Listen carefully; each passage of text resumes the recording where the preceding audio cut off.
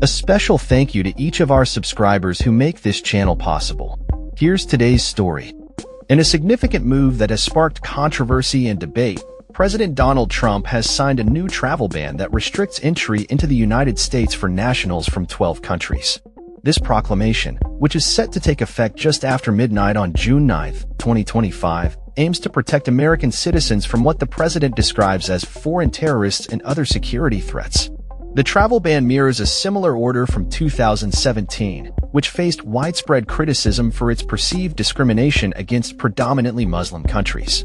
According to the new order, the countries affected by the full travel ban include Afghanistan, Myanmar, Chad, Republic of the Congo, Equatorial Guinea, Eritrea, Haiti, Iran, Libya, Somalia, Sudan, and Yemen.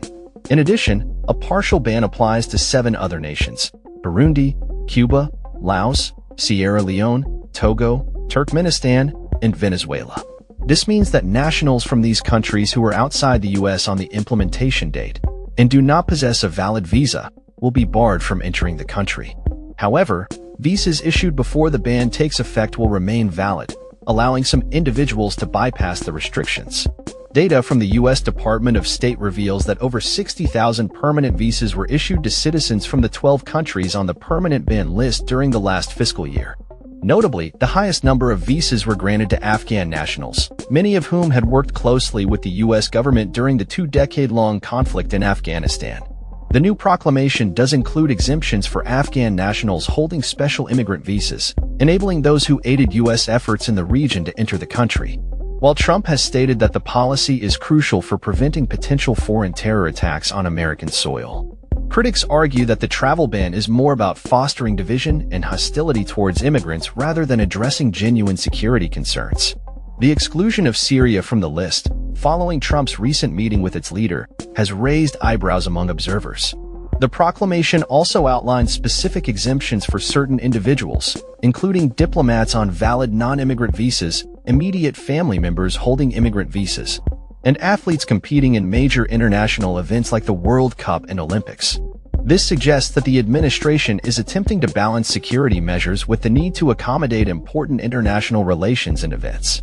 The rationale behind the travel ban, according to the proclamation, is to ensure that individuals entering the U.S. do not harbor hostile attitudes towards American citizens, culture, or government.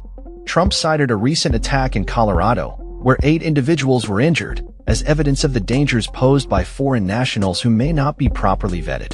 Ironically, the suspect in that incident was from Egypt, a country not included in the travel ban, raising questions about the effectiveness of such measures in preventing violence. The list of countries was compiled after Trump directed Homeland Security officials and the Director of National Intelligence to assess which nations posed a potential threat to American security. The White House claims that several of the countries identified have a significant terrorist presence or have failed to adequately screen individuals who may pose a danger. However, international aid organizations and refugee resettlement groups have condemned the travel ban, arguing that it perpetuates division and vilifies communities seeking safety in the United States. Abby Maxman, president of Oxfam America, criticized the policy, stating that it is not about national security but rather about sowing discord. The inclusion of Afghanistan in the travel ban has particularly angered advocates who have worked tirelessly to resettle Afghan refugees, especially those who served alongside American forces during the war. Sean Vandiver, president of the organization #AfghanEvac, called the proclamation a moral disgrace, emphasizing that it betrays the commitment to allies who have supported American efforts. The Iranian government has yet to respond to its inclusion on the list, leaving many wondering how international relations will be affected by this latest proclamation. Looking back at the 2017 travel restrictions, which were widely labeled as a Muslim ban, the new order is likely to face similar scrutiny. The initial travel ban led to chaos at airports, with travelers being denied boarding and others detained upon arrival in the U.S. Despite the backlash, Trump maintained that the ban was not discriminatory, even as it faced legal challenges that ultimately resulted in the Supreme Court upholding a modified version of the order in 2018.